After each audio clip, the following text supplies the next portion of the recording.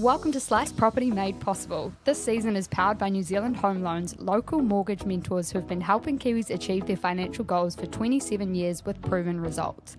The thing I love about NZHL is the mortgages are tailored for you with ongoing personalised service, coaching and tools to put you in control. It doesn't end with buying your property, they continue to help you pay down any loans and build your wealth, which can't be said about all advisors. This season, we will be playfully roasting everyday buyers and experts so you can learn from our mistakes. Head to today's episode notes to get access to our free home buyers software and your very own NZHL advisor. Today, we are joined by Kayla, who is sharing her first investment journey with us today. What can you tell us about that first purchase? So many lessons to be learnt during that first purchase. A lot of regrets, but overall, I think that because I was able to learn from the mistakes and actually use the equity to purchase my next set of investment properties, which actually offset all of those losses, it made it a worthwhile... It's come right. Yeah. But yeah, so you bought a unit, right? Or three blocks of units? Yeah, so it was actually a block of five. Block of five, sorry. So my ex and I went in together, and they Your first mistake? No, I'm kidding. I know. Did you have a prenup? Or? No, so the thing is, they're all on separate cross-lease titles. Yeah. So he purchased 2 and I purchased 3. Okay, yeah. Yeah. Nice. And so, yeah, I did own 3 of them. Yeah. Nice. Did you put in 3/5? Or they had different purchase prices as well? They had different purchase prices because 4 of them were 2 bedrooms and 1 of them was a 1 bedroom. So nice. I got two bedrooms and 1 bedroom. Yeah, nice. Well, at least you had that separate then. Yes. And so let's dive into what that process of buying those were, and then we can kind of talk about how you've learnt from that and matured on your investment journey. So with that first purchase, what was the buying process like for you? Did you use a broker, lawyer? Tell us a little bit more about that. Yeah, so the buying process was a bit unconventional because my family came into some inheritance from my grandma, and before that I never really had any interest in property, mainly because I couldn't afford it. Yeah, so I was preach. I was like, I don't care about property. Yeah, I don't want property. And then once I could afford it, I was like, I love property. I love property. But at the time, my ex worked for a property investment, like education company. Yeah. And he was from Rotorua, and he was like, I kind of want to purchase from there, and he saw this block of units, and so he kind of like ran some numbers on it, and he was like, yeah, I think this is a good deal. And I was like, oh, run it by your boss, and if he thinks it's a good deal, then like we just go ahead. Yeah. You know, like zero. We just do this. Zero. Your boss, we're going to go with that. Zero education. Yeah. If your boss thinks it's a good idea, that's so funny. I know, it's like pretty terrible. You're like, if your boss thinks we should get married, let's get married. Yeah, exactly. Oh, your boss is the boss. Your boss is the boss of our entire existence. You really took the word boss literally. I know, yeah. And so he said it was a good idea and you bought it? He was like, he was like, it's not a bad property, but he was like, oh, it's not like an amazing deal, but it's pretty decent. Yeah. And he was like, oh, you know, it's concrete base, brick units, like you can't really go wrong. Yeah. So I was like, you can't really go wrong. That's what I heard. Yeah. And so what was this boss's experience, basically? So he does have a lot of... property experience? Yes. Yeah. But not necessarily kind of like on the line for it because he's not acting as your kind of lawyer or your or advisor or anything like that. Yeah, exactly. Yeah. So we listened to perhaps the wrong person, the boss. The boss. Yeah. But that's okay. And what about your lawyer through that process though? Did they step in and help with kind of looking at documents? I think that one of the other guys who worked at that property investment company, he sort of looked through like the sales and purchase agreement for us. Right. By other guy, do we mean lawyer or I don't think we do. The other property investor guy. Yeah. Interesting. Like, sometimes I'll look through documents informally for like my family, but I'm not a practicing lawyer right now, so I wouldn't provide advice on those documents. So it's interesting that this chap did, despite not being qualified. Yeah, I think that one of the first mistakes was being quite trusting and then also just very like kind of stingy with money, where I was like, oh, I don't want to, well, he was also like, oh, if you get it sent to the solicitor, they're going to charge you every time they look at things, you know. And so he was like, we'll do the initial look through for you, and then if you still have concerns, they can look over it for you. And so I was like, oh, I don't want to waste $200. Yeah, don't want to waste 200. Want to waste 50,000. Oh, you know, I want to lose big. It ended up being like 80,000. I was like, go hard or go home. Yeah, I think this is one of the key things for buyers, and like I empathise because everything is so tight when you're trying to get into that first property, be it an investment in your case or a home. But ultimately, you know, if you don't spend 200, 400 or a few thousand, what it generally will be for all of your services, like your legal agreements, reviewing the documents, your building report, is generally a few thousand. But if you're not willing to spend on that, then you're perhaps not in the right frame of mind to invest in a property, because it is such an investment. And if you can't put a few $1,000s towards making sure that you're making the right investment, then you know, it's a risk, and you can end up losing hundreds of thousands. So what were the complications that came out of potentially listening to the wrong people and being a bit stingy when it came to getting the right support through that process? Yeah, it was absolutely that. It's not recognising that a small upfront investment is going to save you so much in the long term. It doesn't feel small at the time, because like $1,000 feels like so much, $500 feels like so much, but obviously when you're on the other side, it seems small. Yeah, so pretty much I didn't get a builder's report because I know. Kayla, what the fuck? It's time for a segment we're calling Roast My Home Hunt. It's time to roast, don't take it to heart. When we learn from your mistakes, we all get smart. I know, but so I'm just like, so the lawyer's not looking at the documents, you're not getting a building report, you're just basically like... I honestly made pretty much every mistake that you could make because I was just far too trusting. Yeah. So, yeah, this property investor dude was like... Oh, so he's also a finance bro. Yeah. He's put all your trust in one. Yeah, you put all your trust in a finance bro. And he was like, oh, like, I've got this contact in Rotorua and we can get him to have a look at the property. So he's a builder, but it wasn't like a proper building report, right?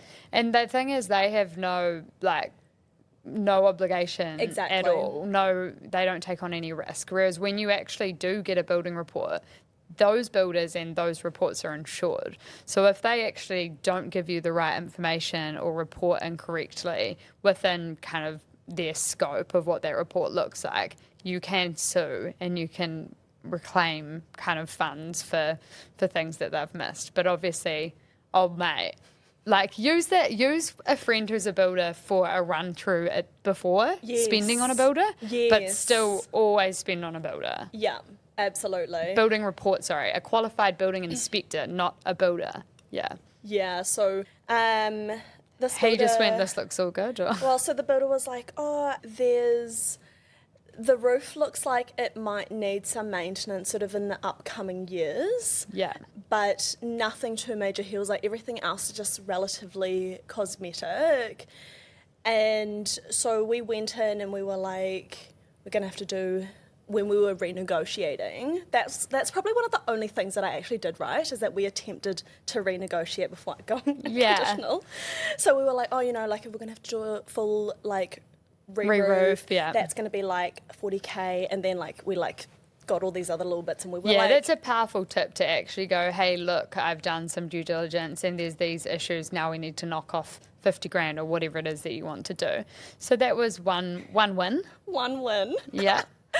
And the builder did also note that one of the tenants had a bucket in their living room to catch the rain that was coming from the ceiling. So this roof actually needed maintenance Now. Yesterday.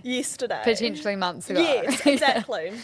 Like the damage is spreading through the roof at this very moment. And so we were like, we're trying to get 80k off, right? Yeah. And they were like, give you 5. And they were like, take it or leave it type of thing. Yeah. And we kind of like did our numbers and we were like, I guess like the roof doesn't need to be done yet, whatever. And so we went unconditional with the 5k off. Turns out needed a complete re-roof, 30k. Yikes. And then the worst of all is that usually with properties that are concrete base, they are pretty solid. Yeah, they're pretty solid. You can't really go wrong. Unless. And to his defense, I'm like, come on. But then there were like, I don't know what the issue was with the soil, but it must have been soft or something like that.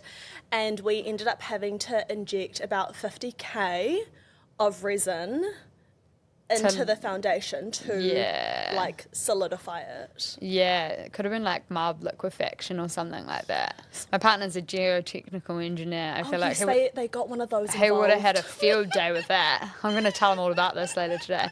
But geeking over it. Yeah, he'll be like, oh, this is like what will have happened. You're going to have to share the link of the units. He's probably going to drill through the floor tomorrow and be sample like, it. this is what happened. Yes, he'll bring the little samples and the little bloody little cylinder tube things. But that's wild. I mean, that's pretty hard to pick up on because you actually don't even take geotechnical engineers through properties. But still, just another thing to add to that. Could the builder have seen that, like underneath the? Well, was there a way to?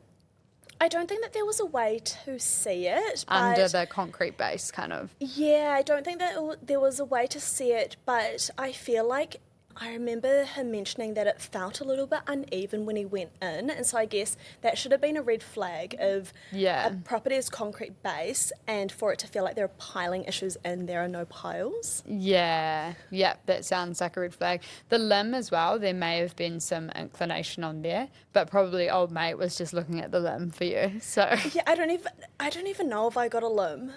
You get a limb no matter what. So like a land information memorandum document comes through. Yeah. But you can order your own, in which case you can actually take recourse against the council if you pay for your own. But regardless, the agent will give you one. And you can't necessarily rely on it in the same way, but you still look at it and do your due diligence around it and generally get... Yeah, so there possibly may have been risks there as well. Yeah. That's another cross... But yes, I mean, lots of good learnings here though, which is nice for the audience, I guess. Like, don't just take advice from anyone. Yeah. Even when you're working with kind of a property investor or getting support from that kind of, I guess, I don't want to call it a scheme, program, whatever you want to call it. Scheme. At this point, you're not the first person I've had on who's come and said they've like lost thousands of dollars because they've worked with some sort of property investment organisation. Yeah. Another one was like on courses and stuff. I think she also wasted money on that. But anyway, essentially, you can't rely on them to do your due diligence for you. They're not qualified to do that. They can help you work out rental yield, capital gains. We do lots of that in our courses as well at Slice. They can help you with that sort of thing, but they can't actually do your due diligence for you unless they're a qualified lawyer, which I don't think Finbro was. So essentially, the right partners at the right time and not being too stingy around actually, hey, yes, it's a few $1,000s here instead of $80,000 down the line to repair those things that you could have picked up on. Yeah, exactly. But hey, that's all right. We've kind of obviously gone from that investment property to the next, and I hope there's like maybe there's a second chance coming here. So how did we work through that due diligence process the second time around? The second time, by then I was actually a buyer's agent. Yeah. And so I was working under a buyer's agent at the time, and I was looking at hundreds of deals and had sort of assisted other clients along the way. Obviously, they weren't just taking my advice because... you weren't encouraging them to No, just listen no, to your exactly. advice. But no, it was actually interesting. With my second lot of investment units, I was like, this feels like a final exam where everything that could have gone wrong during my DD has gone wrong, and we've like gone over all of these hurdles. Only to find that it's not right. No, it was actually, I ended up like managing to get over everything and ended up with like a 13.5% gross yield property. Amazing. Yeah.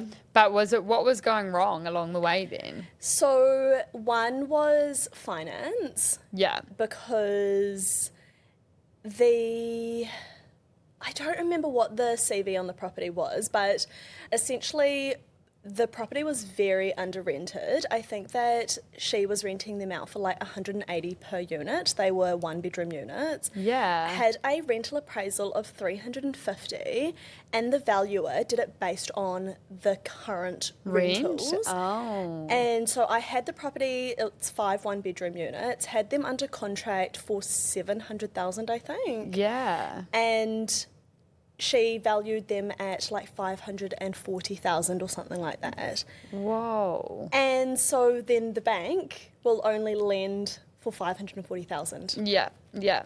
And so we had to come So up. whilst there's benefits to, you're like, okay, the yield's actually, the rental yield on this is going to be much better, we're going to get way more rent for this, then when the bank doesn't have the data to support that, they're still thinking, well, actually, you can't spend that much on this because it's not a good investment, when in actual fact it is. Yeah, and I went back to the valuer and tried to argue that I was like, this isn't actually a correct reflection of exactly the rent. And they were actually using properties within that valuation that were like 3 years old, and since then, like, we have had clients who had purchased it, subdivided it and sold it again, which is why it didn't come up in the valuation. Yeah. But yeah, so had to end up topping up quite significantly to get By it across the line. Yeah, 160k or something. Yeah. Just some spare 160k. Lovely. Thank you, Grandma. Oh, that's actually lovely. Did your grandma help out? So it was inheritance from my grandma. She had already passed away. Oh. But How lovely are grandparents. I know. Like, take the handouts, like if you can get... So much hate around handouts, but if you get one, then more power to you. And if you don't get one, and this is something I say all the time, get curious about what you can do, because there are other options. Yeah, absolutely. But yeah, so then you've managed to get through the finance due diligence, though obviously I'm hoping you didn't have the same hurdles. Did you work with a lawyer? Did you look through the documents? Yeah. Did you know what a limb was then? Yeah, no, I did all of that. I worked with a conveyancer instead of a lawyer. Yeah, got a limb. Because they're cheaper. Yeah. I'm getting like a bit of a picture. The only thing is things can go wrong with, like, they call them chop shops. Yeah. So you do have to be really careful with who you're working through that with. But that said, it's good to make sure you're reviewing the docs. We have fixed fees now for our legal services on the platform to make sure that people understand what's involved and what it's going to cost and can kind of budget for that. Yeah. But yeah, I mean, you've done that the second time round, and obviously the problems didn't come up. Did you do a building report the second time round? Yeah, didn't see the same kind of problems. I mean, there's problems with every property, right? But it's actually, what can you manage? Yes. And forecasting. Yeah, exactly. I think that's a thing, especially with newer investors or first home buyers, is that they want the building report to be all green. Yeah. Or 100%, and that's just not the reality of what a building report's going to come back at. And at any sign of like an issue, they pull out and they get really scared and they don't want to move forward. And so, there were actually a few things that had come back red. And so I was like, okay, well, what's that going to cost to fix? and can I work with it? And the answer was yes. So I was happy to move forward with it. There are certain things you don't want, which is like challenges with the piles. Yeah. Not that you had piles in the first one, but liquefaction I would probably add into that as being like, ooh, that could get really tricky. Yes. And then framework, like what's the, we're talking about structure. concrete, as being quite solid, weatherboard as being solid. If you're looking at a monolithic cladding, that's like red flag, dive into that. But thinking about the framing and then also roof as well, because roof can be expensive. Like it can and be no sort of ROI. 40 to 50 grand or depending on roof size, So those kind of foundational things like the structure underneath the building, the structure of the bones of the house, whether that's brick, tile, wood, whatever, weatherboard, the roof, and then really like weather tightness. Yes. Those are kind of your key things. If there's any weather tightness issues like lots of leaks or monolithic cladding and kind of a funny system set up, which means water's getting into the house or water's moving through the roof, that's when you can't actually tell how far the damage might be, and so you can't even forecast and go, well, actually this could cost X, because if it's monolithic cladding, it could cost anywhere between $0 and $500,000 to actually reclad the building, and if it's worth $700,000, you've just had a real mare. So I think it's thinking about those elements as actually maybe that's a risk we don't want to take on, but anything else you can kind of work with and just quote for, like get a sense of how much might this cost, how urgent is it to fix this, can we do this ourselves? And that's like, it's not just seeing every issue with the property and then going, oh nah, I'm waiting for a building report that comes back perfect, because you'll be waiting a long time. Yeah, exactly. And so you obviously found a few things, but you sort of evaluated that and got comfortable with it. Yeah. Nice. And how's that investment doing?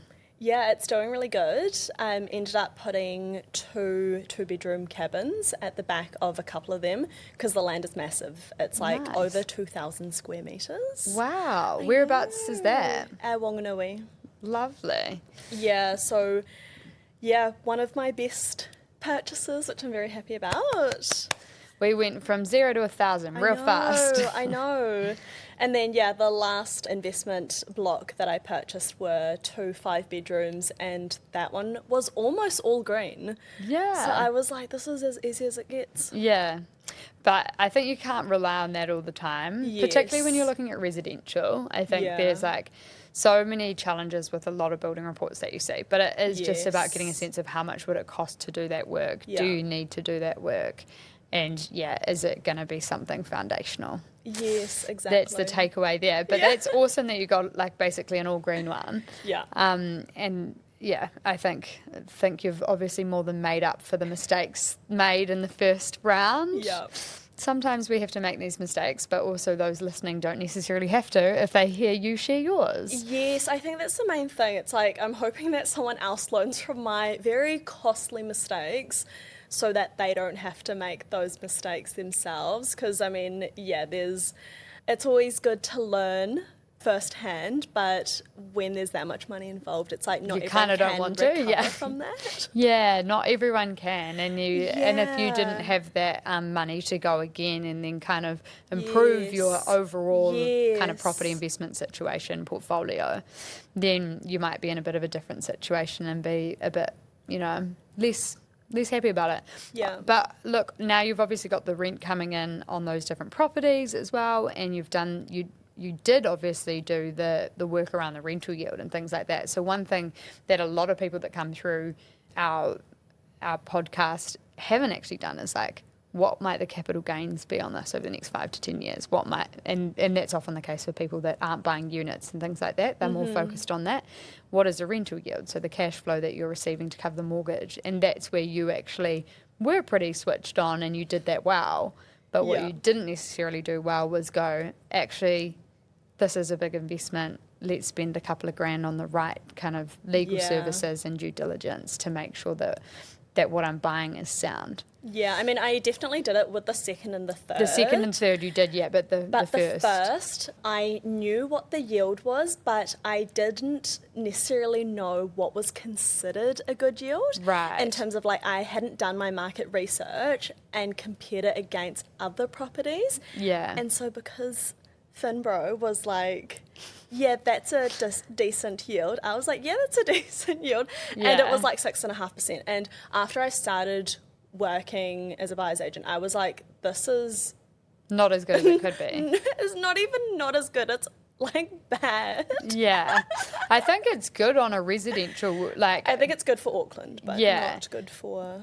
Yeah, for Auckland. Yeah, because about 6% rental yield in Auckland is actually pretty standard. Yeah. And also residential, like it depends if you're buying a house that's more capital gains focused. But when you're looking at units, you're looking for a high yield. Yeah. So it's all relative, right? But I mean, I would agree to disagree because we had purchased investment like houses for clients that were like 8.5%, 9% in places like Hastings. Yeah, no, so, but I mean, outside of Auckland. Yeah, Hastings is actually pretty epic for rental yield. And so I guess that's also a nice takeaway for the group too, though, for the audience, is actually sometimes not buying in Auckland, not buying in the main centres, it does provide opportunity for better cash flow and opportunity to benefit from rental yield. Places like Hastings, Raglan, there's like quite a few different areas that you can actually start to dive in and find that it's quite good. Yeah. So, I mean, I bought my first property in Raglan and then rented it out. But it depends on how you do it and what you buy. But I always had the intention to kind of rent to more transient tenants. And because of that, because like so many Americans, so many travellers go through Raglan to surf. And because of that, people are willing to pay a premium because there's not enough like accommodation opportunities for people and also short-term kind of rentals. It's not Airbnb. I actually just have tenants coming through for shorter stays and they'll pay a premium. So when you're thinking about some of those things, it's actually doesn't always have to be, well, it's in Auckland, or, you know, it doesn't always have to be, well, it's a residential home. It can be units as the direction that you've taken. Yeah. Or it can be focusing on capital gain and living in the home if it's a longer term play for you. Mm-hmm. So at least you obviously grew a large amount since the first purchase and into the second and third, and you're doing an amazing job having, you know, a portfolio of this size. So we lost the first battle, but we're winning the war. Yeah. Yeah, no, I like that. That's what's important. Yeah, that's what's important. We learnt from the lost battle and we sharpened our tools. Yeah. And then we are winning the war. You're winning the war. The war against my own knowledge. You know? Your own knowledge, your education. The war against stupidity. No. Honestly. Honestly, like when I look back sometimes, I was like, wow, I was actually so dumb. Oh, look, we've all got to start somewhere, but exactly. But it's so generous of you to join us on an episode and share these learnings, because I know some people just think like, oh, it's too awkward to admit that this is, these are some of the challenges that I had, and if I went back in time, I would do things differently. But that's the only way that these people listening who haven't yet bought can learn, because they haven't bought themselves. So it's very generous of you to share, and I really appreciate it. You're so welcome, Amy. So last question for you today, and it's investment properties, that the angle that you've taken as opposed to first home, but tomato. So if your first investment property had a doorbell and that doorbell played a theme song, what song would it play? I don't really listen to music. Oh, maybe that was the problem. Not a good question for me. If it's not a song, what would it say? If it was just a sound, it would be like...